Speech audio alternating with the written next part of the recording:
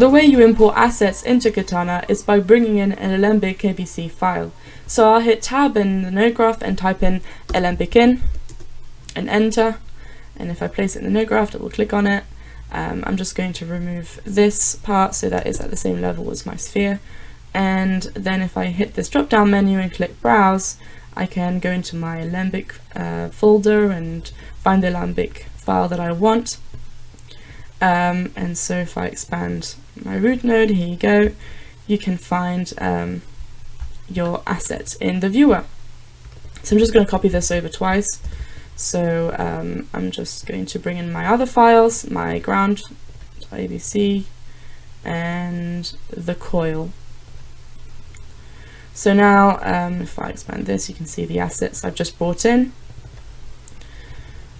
I'm just going to be doing a bit of housekeeping now, so I'm going to call this mug.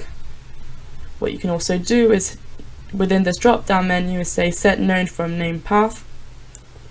And then if you double click on this, you can say coil. And I'm just going to do the same thing for the sphere also, so I'm going to hit say sphere. And there you have it, we have our assets. If I hover over all these nodes and click V, you can see all the other assets I've brought in. What you could also do, however, I'm just going to show you another way in which you can do this, is using an informatic node. So this is a super tool, which is just a combination of Alembic in files. If you have look files, you can bring that in, but that's something we'll look into later.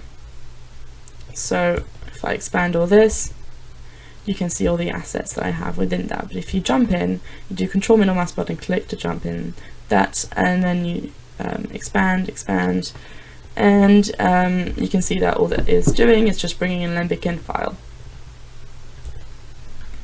So this is ultimately doing the same thing at the moment as our Alembic import. So I'm just going to remove that and stick to the Alembic in files.